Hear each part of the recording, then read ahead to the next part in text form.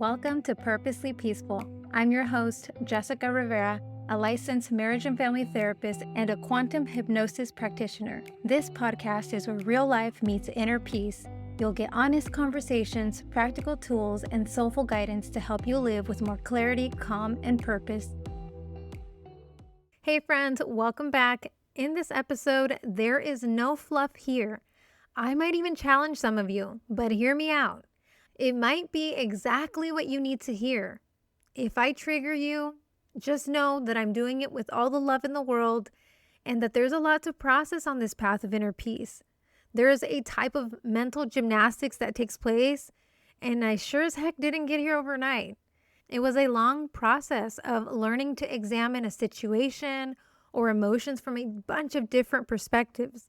It is, in fact, my favorite thing to do. It is why I love the work that I do. When life hands me lemons, trust me, I'm going to make me some fresh-ass lemonade. And I'm not going to share a whole novel. I won't make this long or drag this out, but I'll share some of my principles of peace that I live by every single day. And when you hear them, just know, yes, every single day, because I have to. I feel called to stay in a state of peace for as much as I can, for as long as I can. I know that the human experience isn't always like that, but I'm going to try. And I have to have some self-awareness, self-discipline, and self-restraint to make it happen. Keep in mind that there is, and perhaps may never be, 100% consistency. This is the fun of it, being human and trying to be the best version of ourselves. Trust me, I fall short sometimes. Don't worry, I'm not going to say you have to go remove yourself from the world or go live in a cave or some convent somewhere. Nothing like that. I'm offering you a different perspective that you don't have to adopt, but maybe it might help transform a pain point in your life. So here we go. The first one is to have no idols. And I'll explain what that means in just a second. But I got this term from A Course in Miracles, and it usually comes to mind when I'm scrolling on Instagram. Having no idols is like saying I don't look up to or place any person on a pedestal. I don't care if they were in my favorite movie or they're my favorite singer or everybody loves them or it's my spouse. To me, they are people. They are my equals. I'm not going to get attached to anyone like that, at least not to the point where I compromise my beliefs and my values. My values are the guardrails for how I live my life. They give me a sense of direction of how I want my life to look like and how do I want to live it. So what's wrong with loving celebrities and famous people and idols? First of all, we don't really know them on a personal level. If they aren't on our speed dial or whatever it's called nowadays, then they don't get to have a special place in our hearts like our children or our parents or our spouse would.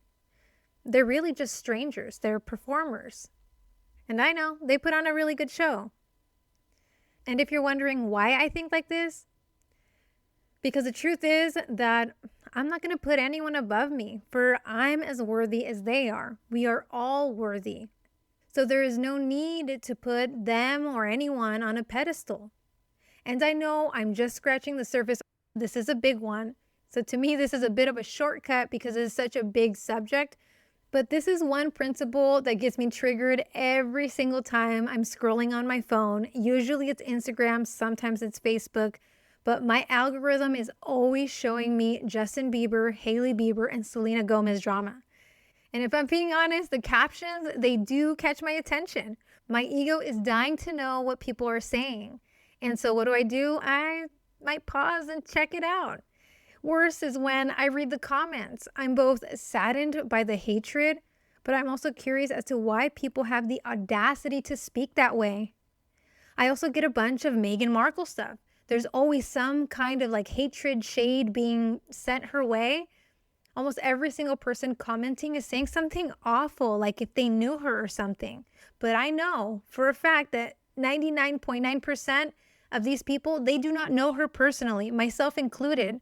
So why in the world are we showing so much hatred for her or Hailey Bieber? Because the media has curated it for us. They've decided that this is the algorithm that they want to feed us to believe this nonsense. And to be transparent, I don't really believe any of it. I think that nobody really knows what's going on. They are made up stories for entertainment. This just feeds this cycle of drama, of gossip, of misinformation. Why are we curious? Because we've idolized these people, right? That's what celebrities are. They're idols. They're people that we're like, oh, wow, like look at what they do. Can you see why having idols or being up in someone else's business doesn't support the path of inner peace? I use these celebrities as an example. I'm pretty self-aware when my ego wants to know more, and I might look for a few seconds, get reminded real quick how nasty some people are, and then I go about my business. I don't want to be involved. How it impacts me matters whether it's silly or not. I always go back to, if it's not happening to me, then it's none of my business. Once I'm directly impacted in my life, then it is my business. The universe has now put it in my path to experience. Now, this moves me to the next one, which I think is kind of implied here with what I've been saying, but no more watching the news or catastrophes. I know some might argue that I'm turning a blind eye, that I'm agreeing with the atrocities that happen in the world because I'm not paying attention to it. Look, I feel some people are called to be the warriors who stand against injustice. And thank goodness for them. But I'm not them. That does not soothe my soul. It does not bring me any kind of peace. And watching some tragic news segment or viral tragic TikTok isn't going to bring any change to the world, at least not from me. When I see something sad or just plain awful, I can quickly go from being content and in peace to extreme sadness, anger, and fear. Why would I want that for myself? Some might say because it's important to know what's going on in the world. My world is where I spend my time, what affects me in the flesh. I believe I can make a difference by staying in my lane, being loving, and helping those within my reach. Being in a state of peace, joy, hope, and inspiration is where I feel like I can make the most positive impact. I know this podcast is heard all around the world, and where you live, where you spend time the most, where the people connected to you are, is of great importance. Everyone is valuable, but we can't spend our lives worried sick for everyone outside of our reach. There are many ways to contribute to the world. Make sure you choose the one that brings you peace. And what it means for me doesn't mean that it has to mean the same for you. I'm just offering a different opportunity to see it a little bit differently. Another principle of peace is that there's no such thing as a bad person. This does not mean that the cruel and unjust person isn't an issue. It simply means I will not look at life through that lens. So imagine this for a second. Think of life from a higher perspective. Look at life zoomed out, where you see the earth and its residents working it all out, doing what they do, the game of life. From what I've learned through hypnosis, whether it's real or imagined, doesn't matter, that we are here to learn, to work at our karma, to expand, and ultimately to remember that we are connected to one another. That ripple effect that I'm always talking about. We are spiritually connected. This perspective has brought me so much peace because soul beings are perfectly imperfect. We are more like a human domino effect, and removing the labels of good or bad would make our time here more like a world of cause and effect. That's neither good nor bad, it just is. And if you're wondering, what about the people that hurt people, the ones that have been violent? Look, I'm not blind. This is in fact the saddest part about humanity, the cruelty we are capable of. And all because of different beliefs, religions, politics, or just life differences. It's really sad, and I'm not going to deny that. I'm in no way justifying atrocities or anything like that. I simply believe that we will reap what we sow, if not in this life, in another. There's some level of peace in that, because I don't feel called to create justice. That's just not what I'm here to do. That's what I feel in my soul. You might feel differently, and that's all good. And deeper than the awful things someone can do or has done is a soul, a spirit having a human experience. What they do will have consequences. They have free will. We all do. This is where I want to remind you that you are responsible for the impact you want to create in the world. You can create a ripple effect of your choice. Could be anger, could be resentment, or the one I personally prefer, to create more peace in my life And as a result, I ripple that out around me, or at least I try to. I don't need to know how someone will be punished. And if you can't let something go, something that happened, something that has happened against you, continue with your forgiveness practice. If you want a refresher, go back to episode 14 on forgiveness, because usually my definition of forgiveness is not like everybody else's. As you can imagine, this is a huge subject. I couldn't possibly fit everything I want to say, but I think you can see where I'm going with it.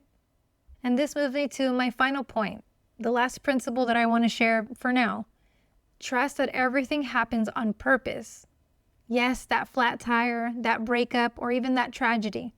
Look, I'm not a supreme, all-knowing being in direct dialogue with Source or God. I don't feel like I have that skill. I will never really know why something happened.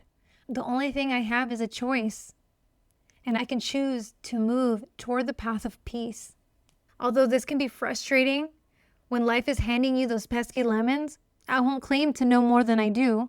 This is more about trusting that the game of life is designed the way it is for a reason and on purpose. And so every time life wants to punch me in the gut, I'm usually in a state of surrender with acceptance that this event or situation is asking me to move through it as best as I can, or to consider a different path.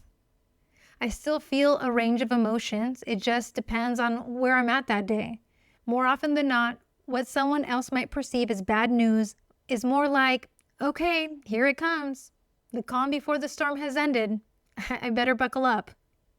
Think about how much emotional energy is being spent on inner conflict, on problems, on life stressors, on trying to control, or being upset about how it's not going exactly how you wanted. It's draining. Wouldn't you rather use that emotional energy to either work through it or into something that gets you to where you're trying to be? This is why I call it mental gymnastics, because we have to bend and maneuver ourselves in such a way that it brings us to peace. I don't believe that this is ignorance. It's awareness. What happens around me in my direct life is where my focus is. Becoming purposely peaceful is not for the faint at heart. It takes effort and a deeper level of understanding to figure out your way to the other side. It's like a maze. No matter the craziness and rough patches of life, I believe that the truth is that it all leads back to peace. All of it, everything that happens in life. That's what we're all craving, at least from what I can see. I didn't really talk about mindfulness directly in this episode, but I do think this is where mindfulness comes in. I'm mentioning it now because part of this is I'm mindful about how I think about something. I'm going to be mindful about how I perceive something. Like when I feel like someone is the bad person, I need to sit with myself and figure out, why do I think that? And do I want to continue to feel like that? I have to be mindful. What led me to think that? Mindfulness is expressed in so many different ways, like being mindful of our thoughts, being mindful of our assumptions of people, being mindful that this algorithm keeps showing me this, and maybe that's contributing to why I believe what I believe. And with mindfulness, you're able to have this awareness, this understanding of why you do what you do. And then this is where you create change. And none of this is ever like a concrete science. It is not anything like that. This is all about what makes sense for you. Because what makes sense for me might not always make sense for you. But all I'm trying to do is expand how we look at a situation and decide, how do I want to feel about it? And then what do I do to embody that? So I'm interrupting here as I'm wrapping up this episode. I'm actually editing, and I've decided to jump in here at the end because there's an event that unfolded today, and I don't watch the news. I don't watch catastrophes. I stay in my lane. And although that's very, very true a lot of the time, sometimes things unfold that we have no control over. Everybody's talking about it, or at least it feels that way. And so then it's just put into my experience, kind of how I was talking about it previously. And I think when a life is taken, and I think in such an awful way, I think any loss of life is tragic and is sad. However, in this case, I was scrolling. I wasn't planning to see anything. And then I see this scene, very vivid, of it actually happening, and it's like you can't unsee that. So all this to say, how do we make sense of something so awful? How do we move with peace when this is happening in our environment? I'm not in Utah where this happened, but because it was put into my experience, as I'm sure it has for many of you, it brings up a lot of different things. And I just want to say the way that I intend to move through it with compassion is to send love to everybody, to the person, to his family. I personally had never really heard of Charlie Kirk. I'm sure I've seen him in pictures. I do recall seeing him sometimes like scrolling through my phone. I just feel called to mention it as I wrap up this episode because this episode came to me on Monday. I had been kind of tripping because I didn't know what this episode was going to be, and I had this moment of silence. If you don't know, I don't have a whole lot of time where there's a lot of silence, especially during the day. But it just happened. We were sitting in the car waiting for baby to wake up. I kind of sat there just with a blank mind. It was only maybe like 3 seconds, and boom, I got the title of the episode and I got all the things that I was going to talk about. And I was like, okay. And I'm like really quick writing it in my notes because I don't want to forget what I want to talk about. And then this happens, and then everything unfolds all over social media, all over the news, everywhere. I just felt like it was like maybe divinely put in my heart to share something. These are part of the experiences that we have as a human, where tragedies take place on a national level, on the screens of our phones. And a lot of times you can't unwatch what you've seen, and so you're left with an impression. I'm human, I have emotions, they get triggered. I think that the one thing that we can do is have love for all people, have love for people who are having a hard time, have love for people who maybe just experience a really tragic loss in their life. That is what a loving human being is here to do. And I know that sometimes people get real passionate about politics, and maybe they think like, oh, that's good that it almost happened. The way that I like to look at it is that I rise above that. I understand that there are things that are unfolding here in the 3D, in our reality. People have certain ways of operating, but I like to look at everyone like a human being with a spirit, and they are part of the collective whole. At the end of the day, whether you have the same beliefs as me or not, I got nothing but love for you. And I think that's what I love about being a therapist, about doing hypnosis. I love everybody. I respect everybody's beliefs. That's why I love the work that I do, because I love different perspectives. I love learning from other people who see life a little bit differently. And there's never been a time in my career where someone who had different beliefs than me, I have never, ever looked at that person less than. And so at a time like this, when this rhetoric is heightened, I just want to say, have love for everybody, because you don't know what their life's experience were. You don't know why they got to that conclusion, because that's something that I feel like we're missing in this world is dialogue. We don't know why they are the way they are, why they believe what they believe. And so if there's anything that I can end this episode with, is just to have love for everybody, and you decide how you're going to do your mental gymnastics to make that happen if you don't already. So sending you guys so much love, and let's be part of that positive ripple effect, because I really do think that that's how we create a positive impact. Thank you so much for listening. Thanks for spending a little time with me today. I hope something here met you right where you are. This podcast is for inspiration only and not a substitute for therapy. I'll catch you on the next one.